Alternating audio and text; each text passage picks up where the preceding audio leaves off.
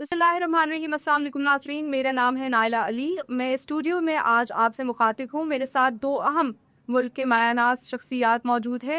Cricket legend Shahid Afridi साहब हमारे साथ मौजूद होंगे आज हमारे गुफ्तगू में, और इसके अलावा चेयरमैन शकील अहमद मीर साहब हमारे साथ मौजूद होंगे। इनसे आज हम विजन पाकिस्तान 2030 के हवाले से बात करेंगे। इसमें विजन के पीछे मकासद क्या थे, क्या सोच थी, इनिशिएट किस तरह से किया गया और किस तरह से इसको मुस्तकबिल में हम देख सकते हैं एक तकमील की तरफ, और इसके नताइज क्या होंगे उस हवाले से हम बात करेंगे। दोनों शख्सियात से मेरा सवाल, किस तरह से आप दोनों ने कोलैबोरेट किया, मुलाकात किस तरह हुई और इस विजन के पीछे बुनियादी ख्याल क्या था, मैं जानना चाहूँगी। आई थिंक शकील आप भी स्टार्ट करें प्लीज। देखिए, आप कोलैबोरेशन की बात कर रही है।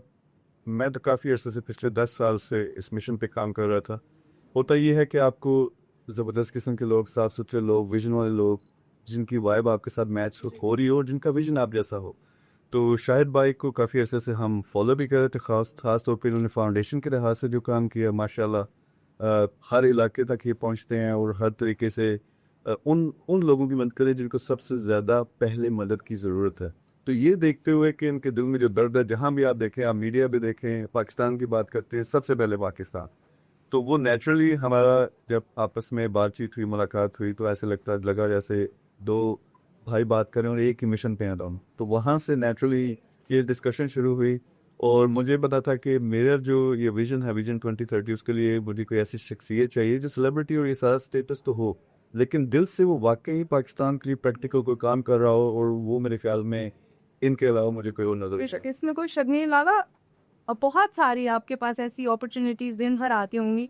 लोग आपसे रिक्वेस्ट भी करते हुए होंगे कि आप हमारे इस प्रोजेक्ट का हिस्सा बने, इस विजन का हिस्सा बने।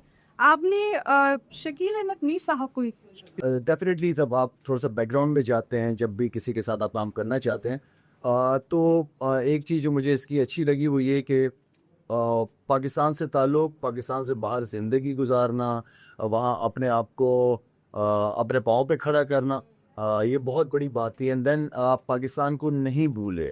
आप आखिर में क्योंकि जुड़ा हुआ है, नाम जुड़ा हुआ है, खून यहाँ से है। तो डेफिनेटली, और विजन बहुत क्लियर है इसका, जो कि मेरे वो बहुत करीब है वो विजन, क्योंकि आपके पास जो मैं बात करता रहा हूँ कि 60-65% आपकी यूथ है इस मुल्क के अंदर। तो उस यूथ के लिए जो प्लेटफॉर्म्स हैं, वो देना बहुत ज़रूरी है। हम हमेशा टैलेंट की बात करते हैं, जब टैलेंट को प्लेटफॉर्म नहीं दिया जाता, टैलेंट ज़ाया भी उसी तरह होता है। शकील का ये बड़ा अच्छा विजन है कि उस यूथ को जो है उनके लिए एजुकेशन के अंदर अपॉर्चुनिटीज़ मिलनी चाहिए।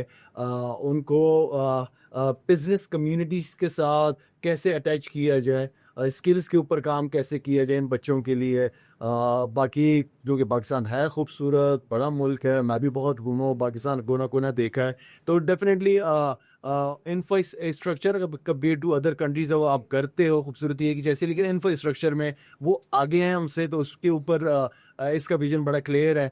पाकिस्तान के लिए कुछ करना चाहता है, तो मुझे अच्छा लगा इसका विजन देख के। पाकिस्तान के हवाले से इसके जो प्लान्स हैं वो बहुत क्लियर है, कुछ करना चाहता है। तो जब कुछ करना चाहता है तो ऐसे लोगों के साथ जुड़ना ज़रूरी होता है, क्योंकि मेरे भी वही गोल, इसका भी वही गोल। तो व्हाई नॉट कि मिल के एक काम किया जाए यूथ के लिए और पाकिस्तान के लिए। तो मेरे ख्याल में प्राइवेट सेक्टर्स का आना, प्राइवेट लोगों का आना जो अपने अपने कारोबार के लिए बहुत कुछ किया उन्होंने, लेकिन पाकिस्तान के लिए काम करना, मेरे ख्याल में उन लोगों के साथ मिलके तो डेफिनेटली अपॉर्चुनिटीज़ होती है पाकिस्तान के लिए काम करने की नीयत की है इंशाल्लाह। और मैं उम्मीद करता हूँ कि इस काम में ये जो बातें हम कर रहे हैं इसमें अल्लाह ताला हमें कामयाब करें। इंशाल्लाह। सर, प्राइवेट सेक्टर की आपने बात की है। इस वक्त हम एक बहुत बड़ा गैप देख रहे हैं प्राइवेट इन्वेस्टर्स या प्राइवेट सेक्टर और हुकूमत के दरमियान।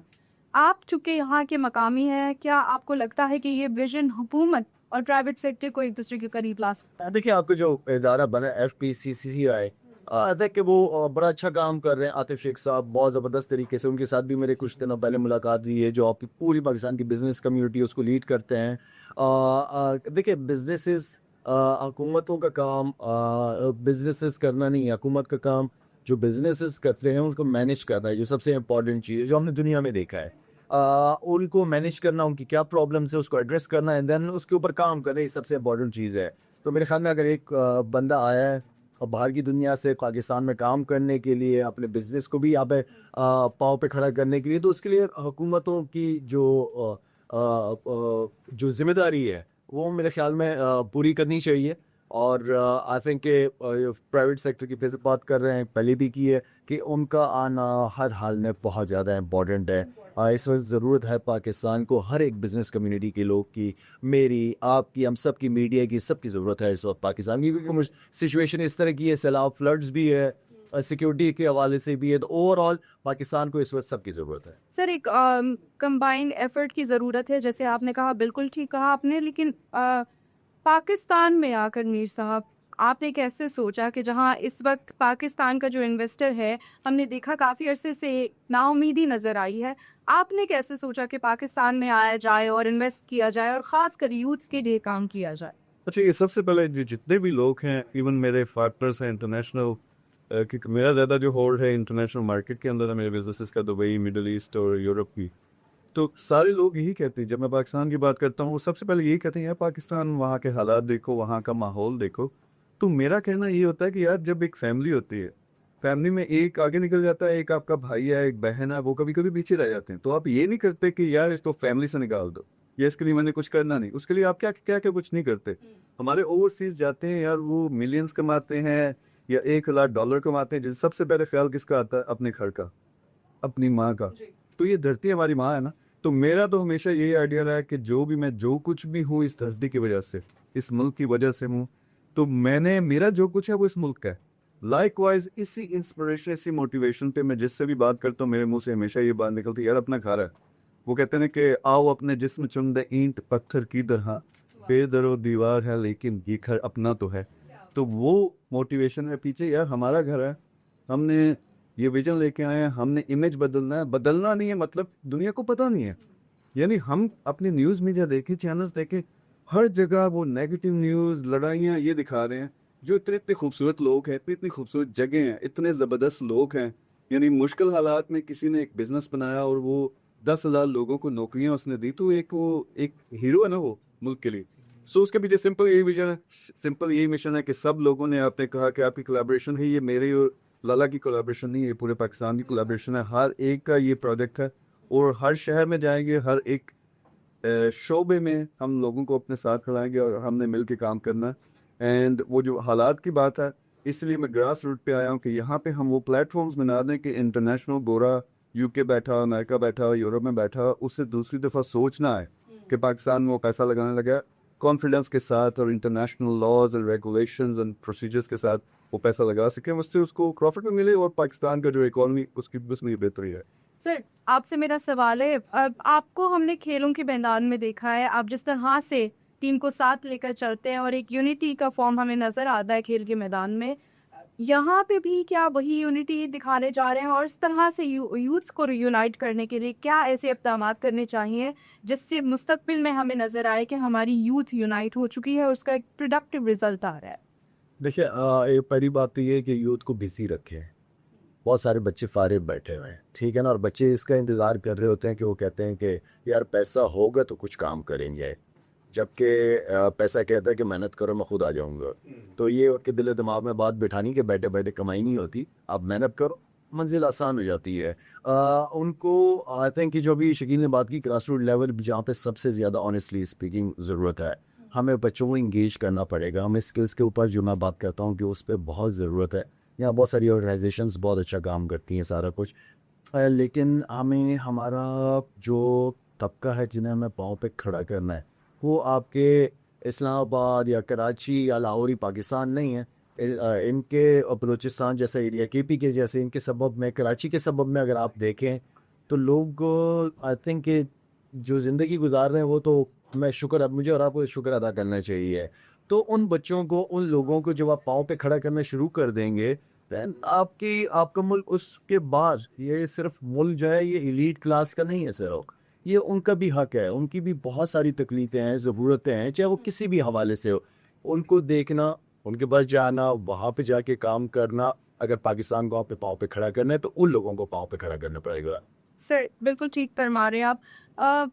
मीर साहब से मेरा सवाल कि अब चूंकि आपने एक इनिशिएटिव तो ले चुके हैं इसके बाद इसकी इम्प्लीमेंटेशन के लिए क्या आपके पास रिसोर्सेज हैं? एंड ऑफ कोर्स जब आप कोई इनिशिएटिव लेते हैं तो आपको वो हर्डल्स भी ख्याल में जहन में रखने पड़ते हैं कि ये मसाइल पाकिस्तान में, ख़ासकर पाकिस्तान जैसे जगह पे आपको बहुत सारे मसाइल का सामना करना पड़ सकता है। क्या आप उससे बाखबर हैं और क्या आप उनसे निपटने के लिए तैयार हैं? बिल्कुल, सबसे पहले जैसा मैंने कहा कि 10 साल से इस पे काम हो रहा है, 10 साल से। दूसरी ये बात है कि देखिए इंटरनेट और जैसे नौजवानों की लाला ने बात की कि इनको एक हद तक टैलेंट इनका देखें। आप सोशल मीडिया पे देखते हैं तो ये वाट लगा देते हैं, कोई भी चीज़ हो, यानी टैलेंट है तो वो ये मीम्स बनाते हैं, सब कुछ करते हैं ना। उसी टैलेंट को हमने रीडायरेक्ट करना कि भाई सबसे पहले तुम्हारा अपना करियर। ऑडियंस अटेंशन किस तरह से ग्रैब करते हैं, लाला की एक स्पेशलिटी है। हाँ, तो नहीं उसमें देखें, उसमें सिर्फ उसको हमने ये सिखाना है। जैसे आपने कहा कि कैसे फेजेस क्या होंगे। पहला फेज है ऑनलाइन, वो आप यहाँ बैठे हो, आप अमेरिका बैठे हुए हो, गांव में बच्चे अगर इंटरनेट आ रहा है तो एक बहुत बड़ी आपकी कम से कम 75% आबादी उससे कवर हो जाती है। तो ऑनलाइन लॉन्च करने के घर बैठो, सब कुछ जो आपको सिखा रहा है वो कोई मोटिवेशन स्पीच नहीं कर रहा, ये वो बंदा या बच्चा है जिसने खुद $10,000 कमा रहा है महीने का उस स्किल से। जिसने लाला कहा कि अब स्किलिंग की ज़रूरत है। उसमें देखिए ई कॉमर्स है, उसमें हमारे पास फ्रीलांसिंग है, उसमें सोशल मीडिया है, यानी 50 टॉप के जो कोर्सेज हैं वो हमने उसमें डाले हैं। तो वो बच्चा घर बैठेगा, वहीं से रजिस्टर करेगा, फ़ोन के ऊपर लैपटॉप है, जो भी फैसिलिटी उसके पास है वहाँ से सीखेगा, वहीं से अपना काम स्टार्ट करेगा। तो ये तो हमारी पहली एक्सेस है। हर घर में टीवी है, हर घर में मोबाइल है, तो वो जहाँ जहाँ मोबाइल है वहाँ वहाँ हमारी आवाज़ पहुँचेगी। पहला फेज़ ये है।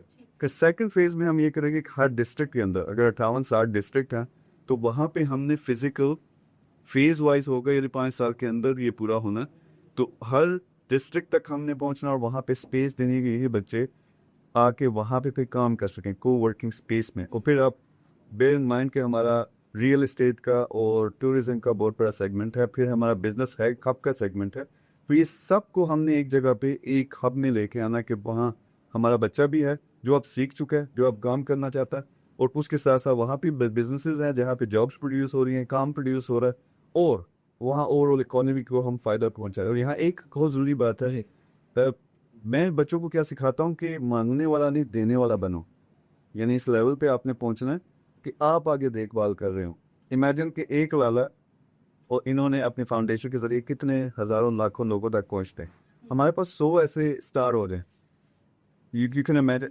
तो ये चीज़ें जो पूरी की पूरी इनकी स्किल है, उसमें साथ साथ हम ये भी सिखाते हैं कि आप 3 से 6 महीने मेहनत कर लो, सारी डिस्ट्रैक्शंस ख़त्म कर लो। ये सियासत है, ये फलानी चीज़ है, वो एक रखो 10-15% टाइम, लेकिन ये अपना 85% टाइम अगर आप 6 महीने के लिए सिर्फ लगा दो स्किल सीखने में, फिर काम स्टार्ट करने में, हमारी गाइडलाइन फॉलो करो, तो यहाँ 50,000 25,000 के लिए लोग रोते हैं कि उनके पास इतने पैसे नहीं हैं।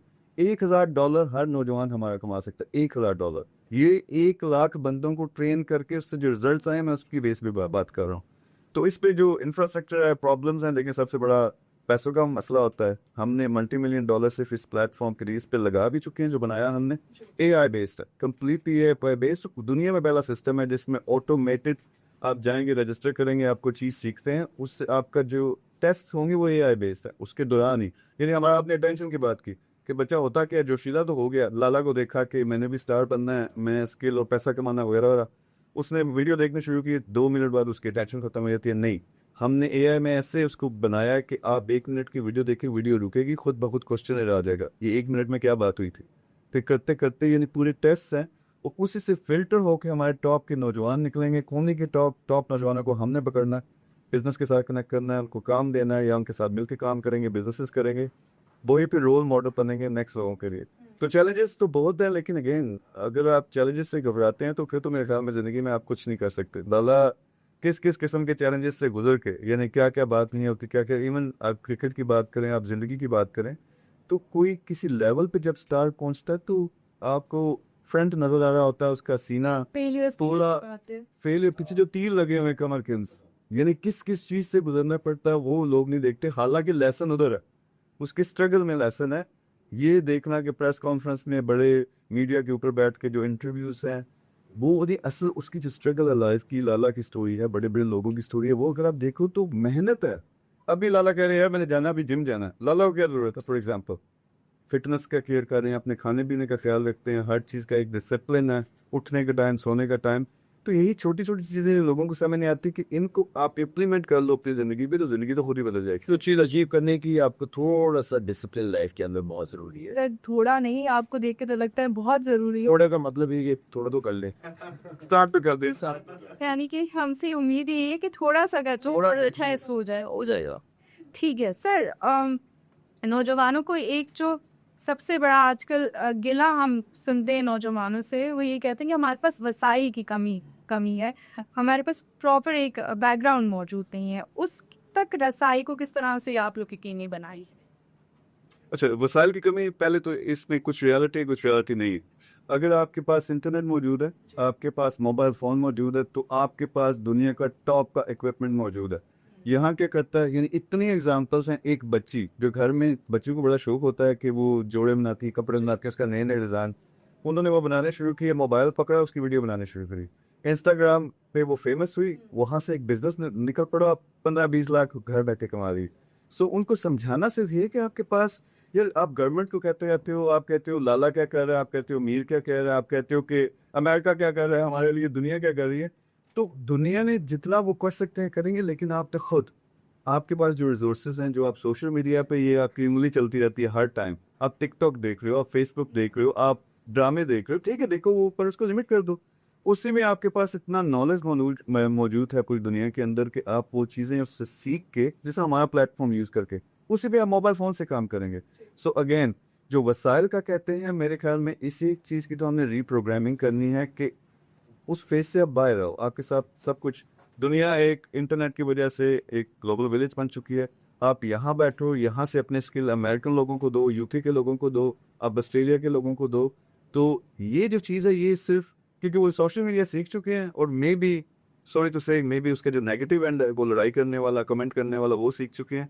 पॉजिटिव पकड़ना है कि अपने पैरों पे खड़े हो जाओ। यार लड़कियों के पीछे भागते हैं लोग, नौजवान, सीधी सीधी बात करूँगा, सियासत के पीछे भागते हैं और बेशुमार डिस्ट्रैक्शन उन चीज़ों के पीछे भागते हैं। उनको ये नहीं पता कि अपने पैरों पे खड़े हो गए ना, ये चीज़ें उनके पीछे भागेंगी कल।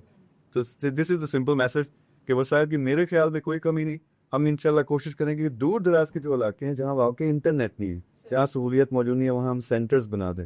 लेकिन 85% जो हमारा नौजवान है, उसके पास तो मोबाइल है, उसके पास तो वसाइल मौजूद है।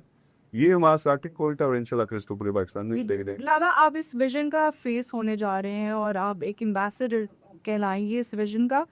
अब चूंकि आप, हमने देखा है कि यूथ, चूंकि सोशल मीडिया के बहुत सारे फ़वाइद हैं, लेकिन नुकसानात भी हैं कि अटेंशन स्पैन जो है वो कम हो जाता है। किस तरह से अटेंशन ग्रैब किया जाएगा इन फ्यूचर, ताकि जो बच्चे हैं, जो यूथ है हमारी, उनको ये यकीन हो जाए कि ये जो प्रोजेक्ट है ये उनकी बेहतरी के लिए, इसका कोई पॉजिटिव आउटकम जो है वो फ्यूचर में ज़रूर निकल के आना है। तो उस चीज़ की तरफ किस तरह से रागत किया जाएगा? देखिए, एजुकेट करना बहुत ज़रूरी है। एजुकेशन बहुत इंपॉर्टेंट है। हमारे बहुत सारे इलाके में वाईफाई पहले पहुंच गया, एजुकेशन अभी तक नहीं पहुंची। तो वाईफाई को यूज़ करने के लिए एजुकेट होना पड़ता है आपको। तो हमें ये अवेयरनेस हमें इस प्लेटफॉर्म से देनी है बच्चों को। ज़रूरी नहीं कि 10 के 10 बच्चे एक ही जैसे हो, उसमें से जो अक्लमंद होंगे, समझदार होंगे, निकल आते हैं। तो हमने एक ईंट लगानी है, इंशाल्लाह मंजिल खड़ी हो जाएगी। तब आप इस रास्ते पे जब आप चलते हो, कुछ एग्जाम्पल्स जब आप ला के बिठाते हैं सामने कि यार देखो, इसने इस प्रोसेस से गुजरा और इसने ये चीज़ें अचीव की। जब आप एग्जाम्पल्स आपके साथ हो ना, और वो एग्जाम्पल बैठी हो कैमरे के सामने और बहुत सारे लोगों को अवेयरनेस दे रहे हो कि मैं पहले क्या होता था और अब क्या हो, तो वो हमें पहले वो लोगों को सामने लेके आना है, उन्हें बनाना है। जो 6 महीने की बात कर रहे हैं, कोई बड़ी बात नहीं, 6 महीने 6 घंटों की तरह गुजर जाते हैं, लेकिन वो कोर्सेज करना बहुत इंपॉर्टेंट है। वो जब करेंगे, वो दूसरों के लिए एग्जाम्पल्स बनते हैं। एक्सक्यूजेस ढूंढने जाएंगे तो एक्सक्यूजेस तो आपको हर तरह के मिल जाएंगे। तो एक्सक्यूजेस नहीं, जिन्होंने लाइफ में कुछ करना होता है उनके लिए एक्सक्यूजेस एक कान से सोते दूसरे से निकालते हैं, अपना रास्ता क्लियर रखते हैं। घोड़े को देखा है आपने चलते हैं, उसके आंखों की तरफ जो बट्टी होती है इधर उधर नहीं देखता, वो सीधे ही देखता है। आपको बिल्कुल वो घोड़ा बनना पड़ेगा दोस्तों, वो फोकस करना पड़ेगा, और आप अपनी फील्ड में, देन ऑफ द फील्ड अब you should be very discipline. हर लिहाज से आपको डिसिप्लिन होना पड़ता है किसी भी चीज़ को हासिल करने के लिए। तो मैं ये अपने आपके चैनल के थ्रू, इस प्रोग्राम के थ्रू अपने यंगस्टर्स को यही मशवरा दूंगा। आई नो कि आजकल यूथ को बड़ा जल्दी है कि हर चीज़ जल्दी जल्दी मिले, जल्दी नहीं, जल्दी मिलेगा, जल्दी चला भी जाएगा। टेक योर टाइम, ऐसी मेहनत करो कि आप क्या, आपके बच्चों के बच्चे भी सर, उस रास्ते पे चले। तो सोच जो है वो थोड़ी सी बड़ी रखें, थोड़ी बड़ी सोच रखें, ख्वाब बड़े देखें, हर चीज़ मिलती है। हम भी ख्वाब देखा करते थे। सर हमारे बहुत बहुत बड़ी तादाद में इन्वेस्टर्स बैरून मुल्क हमारे जो पाकिस्तानी है वो है, उनको क्या पैगाम आप देना चाहेंगे इस इनिशिएटिव को, इस विजन को लेके कि क्या इस इनिशिएटिव से में किसी तरह से उनकी पार्टिसिपेशन आगे आने वाले दिनों में यूथ को कितना फ़ायदा दे सकती है, उस हवाले से आप क्या देखिए, ओवरसीज पाकिस्तानी जो है उनकी कंट्रीब्यूशन आउटस्टैंडिंग है।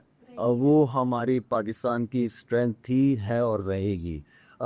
उनको ओवरऑल वो खुद भी यहाँ पे फोकस किए हुए हैं, काम करना चाह रहे हैं हर लिहाज से। जिस तरह शकील ने कहा कि बहुत सारे इनके सर्कल में पाकिस्तानी कम्युनिटी, जो बिजनेस कम्युनिटी है, वो लोग हैं। उन लोगों को उनके सामने जब एक विजन आएगा, एक सोच आती है, तो डेफिनेटली उनका इंटरेस्ट बढ़ना शुरू हो जाता है।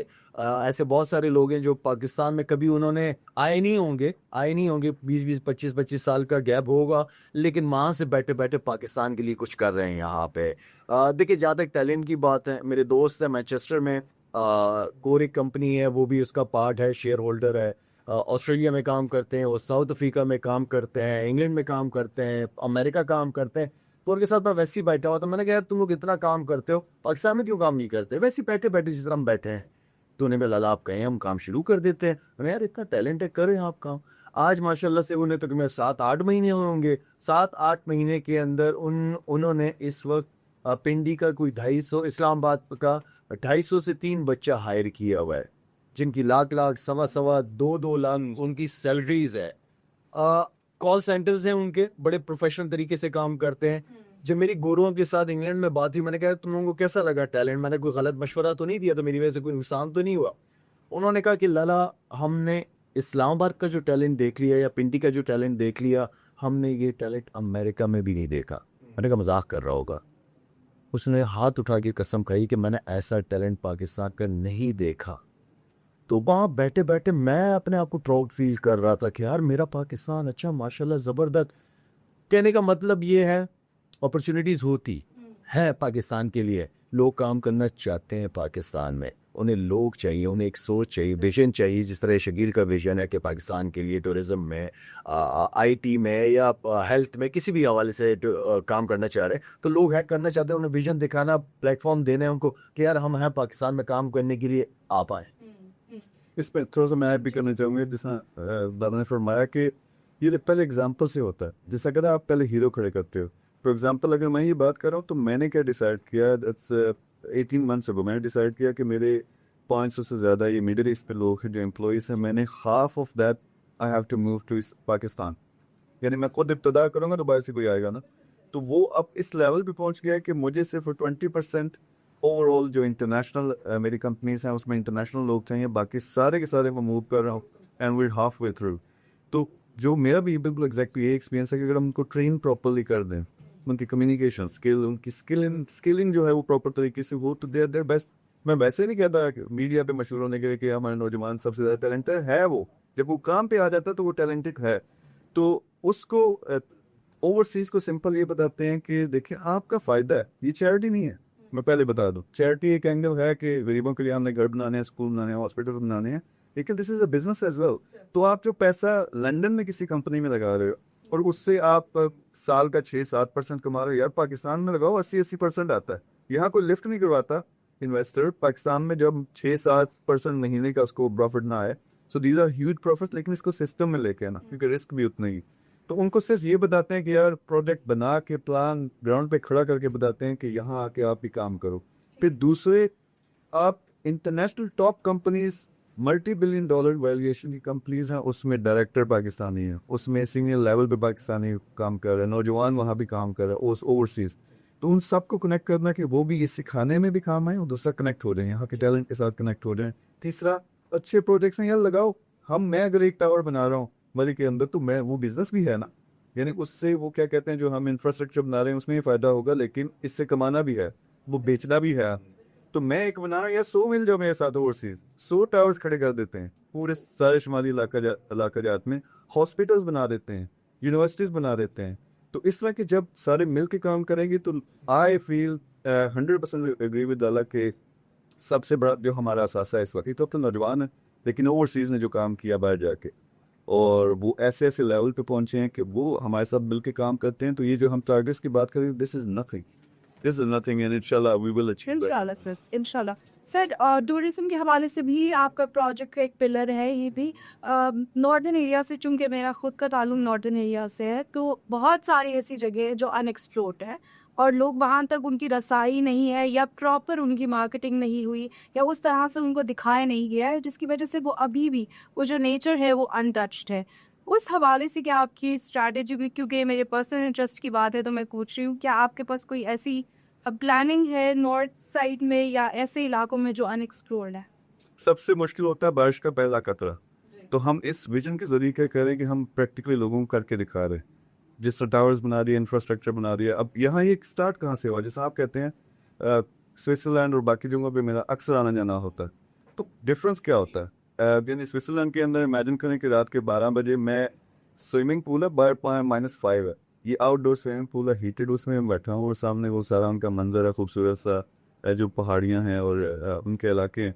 तो at the same time I am comparing that कि कुछ साल पहले पस्सू कौन सा है हमारी, वो जो रोड है उसके सामने, उसमें से जब ड्राइव करते हुए मैंने ये नज़ारा देखा ना कि दुनिया में कहीं नहीं है ये नज़ारा, लेकिन ये दिखाना है। तो उसमें डिफरेंट लेवल, एक तो सोशल मीडिया और मीडिया पे एक्टिविटी है कि प्रमोट करना कि इस तरह की खूबसूरती दुनिया में और कहीं नहीं है। दूसरा, आपने प्रमोट कर दिया, वो लोग आएंगे। ओबियसली आपको इंफ्रास्ट्रक्चर चाहिए, आपको होटल्स चाहिए, आपको अपार्टमेंट्स चाहिए, फिर उसके साथ साथ वहाँ एक्सेस चाहिए। तो हमने तो अपने तरफ से एक्सेस के लिहाज से और वहाँ के अकोमोडेशन के लिहाज से काम स्टार्ट कर दिया। अब यहाँ गवर्नमेंट के साथ और दूसरे अदारों के साथ मिलकर कुछ, अब मैं रोड शायद ना बना सकूँ उस तरह से, लेकिन अगर हम 50-60 लोग मिलते हैं और क्या कहते हैं कि पस्सू कौंस तक हमने एक्सेस जो है वो इजी बनानी है, हम उसमें होटल्स भी बनाएंगे और ये लोग हैं, हम सारा पैसा हम लगाएंगे, तो आई डोंट थिंक कि गवर्नमेंट उसमें कहेगी कि नहीं ये हमने नहीं करना। सो अवेयरनेस भी है, अवेयरनेस दोनों साइड पे भी है, यहाँ की पब्लिक के लिए भी अवेयरनेस है, गवर्नमेंट को दिखाना कि कितनी बड़ी अपॉर्चुनिटी है। हमने जो अंदाजे लगाए हैं, you can at least make more than $15 billion सिर्फ हमारी जो टूरिज्म है उसके साथ। तो वो फिर पैसा कहाँ जाना है, इकोनॉमी में जाना, लोगों के हालात पे तो होने। So we trying our best, खुद हमने स्टार्ट कर दिया, लोगों को मिसाल के जरिए सिखाएं और लोग जो तक जरूर हमें ज्वाइन भी कर रहे हैं, और इंशाल्लाह जब दादा हमारे साथ मिल गए हैं तो अब पूरी दुनिया में देखे सब अब हमने जो है ना इतने सारे काम करने हैं और हर टाइम ज़ाया ना करें। आप दोनों का बहुत शुक्रिया इस स्टूडियो में हमारे साथ इस शिरकत का, और इस बैठक का बहुत शुक्रिया। इंशाल्लाह आइंदा इस विजन की कामयाबी पर आपसे दोबारा मुलाकात होगी। बहुत शुक्रिया आपके टाइम का भी, और हम दुआगो है कि मुस्तकबिल में इसकी मज़ीद कामयाबियों को हम देख सकें अपनी नज़रों से, और हमारी यूथ इससे फ़ायदा उठाते हुए हम देख सकें। बहुत शुक्रिया।